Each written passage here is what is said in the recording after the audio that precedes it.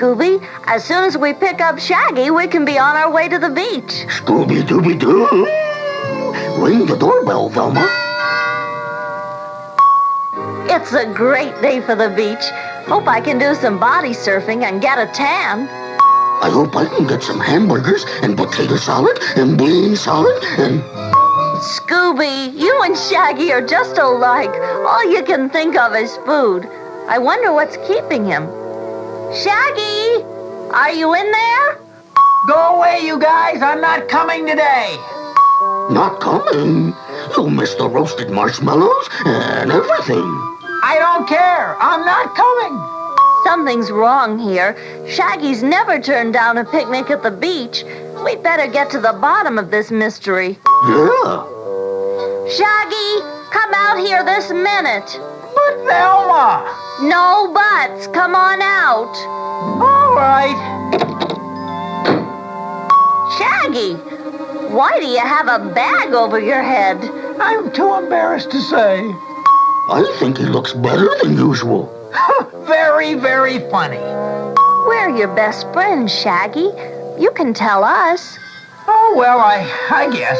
Now, don't laugh at me. But my face is all broken out with acne. I look horrible. Oh, I wouldn't laugh at that, Shaggy. But I have to admit, the bag is pretty funny. He's just prepared. What do you mean, prepared? He carries a sack lunch at all times. Now, come on, you guys. Stop making fun of my condition. Shaggy, we're not making fun of your acne. We're laughing at someone with a bag over his head. Acne is a problem that a lot of teens and others face. Don't be ashamed. Understand the problem and try to help control it. What do you mean, control it? I'm stuck with this mess, right? Shaggy, what do you know about the skin and acne? Gee, not too much. That's what I thought. Acne is not a curse that's been magically laid on you. It's a common medical problem that can be dealt with. Say, Genius, how come you know so much about this subject? Well, I have to admit I had a little help. My uncle's a dermatologist. Dermatologist? That's a doctor who specializes in the skin and its diseases. Say, I could take you two down to his office and give you a quick course in the skin. It might as well. Look, I'm not going to get a tan at the beach with a bag over my head, right? You mean you're going to keep wearing that silly bag? I sure am. Come on. Let's get down to my uncle's fast. You need to come out of the dark. Well, this is the office of a dermatologist, Masked Marvel. You're going to keep it up, right? Huh? Well, I will as long as you feel ashamed and try to cover up your problem. Yeah, Kimosabi. Okay, let's get on with the lesson. The skin is the largest of all your organs. If you weigh 150 pounds, your skin weighs about 6 pounds. It has an area of about 17 to 20 square feet.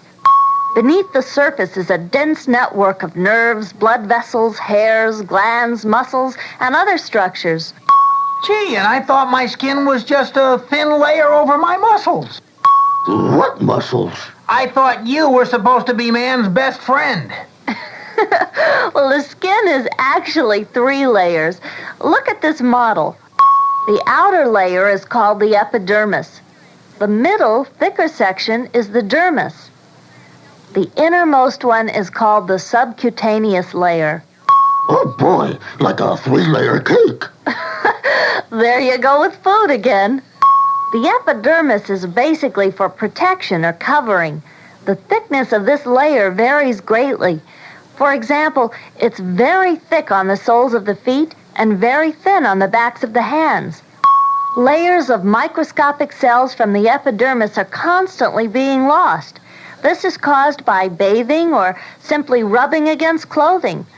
These cells are replaced by new cells from underneath. Gosh, I didn't know a person kept getting new skin. Sort of. The dermis is the most complex of the 3 layers. Just 1 square inch of this layer can contain hundreds of nerve endings, sweat glands, oil glands, and possibly muscles and hairs. Microscopically, thin blood vessels called capillaries are located in the dermis also. Blood transfers oxygen and nutrients to the skin and carries away waste. Hey, that's a good system. Glad you like it. The subcutaneous layer is loosely attached to the body's inner structures, such as the larger muscles. Fatty tissues in this layer insulate your body against hot and cold temperatures. The fat also cushions the inner organs against jolts. As people grow older, the fatty tissue is absorbed by the muscles. This causes the outer skin layers to form uneven folds or wrinkles. You never see a wrinkled old dog. Yeah, especially a sheepdog. Velma, how does acne fit into what you've told us about the skin? Yeah, fill us in. Remember I said this outer skin layer, called the epidermis, was the protective layer? We remember. Well, the cells on top toughen and form the protective coating. These toughened cells are sometimes called the horny layer. Oh boy, now you're telling me I look like a horned toad. Boy, you are sensitive. As your skin grows, the cells in the horny layer die and shed. The shedding usually takes place slowly. After a sunburn, however, it occurs rapidly, and you can see the peeling. Oh, yeah. With acne, the horny layer grows more quickly than it's shed. Cell upon cell is piled up. That's what causes acne? Well, not that alone. The real problem starts down in the dermis. That's where the oil glands, or sebaceous glands as they're called, are located. These glands can become too active and produce an overabundance of a fatty, oily material called sebum. This sebum travels up through the gland's canal. It then flows out the skin's opening, called the pore, onto the surface of the skin. So what's the problem? As the sebum nears the pore, it changes because of its contact with the air. The sebum can become thicker and darken in color. If the passageway becomes blocked with the sebum, the first step of acne, blackheads, may develop. Do you mean blackheads are not black from dirt? That's right. They're black because of the contact with oxygen in the air. Well, what do blackheads have to do with acne? Pimples. Yeah. If the blackheads are not removed, the sebum keeps filling the passageway, but it can't get out. Pressure builds and bacteria can enter the area. Then infection sets in and causes a red, swollen look. Now the blackhead has turned into a pimple. I'm beginning to understand. Well, Velma, you've given me a pretty clear picture of the skin, but I still don't know how to keep my skin clear. Very clever, Shaggy. But you're going to have to wait a bit until I run some errands. Meanwhile, why don't you take off the sack?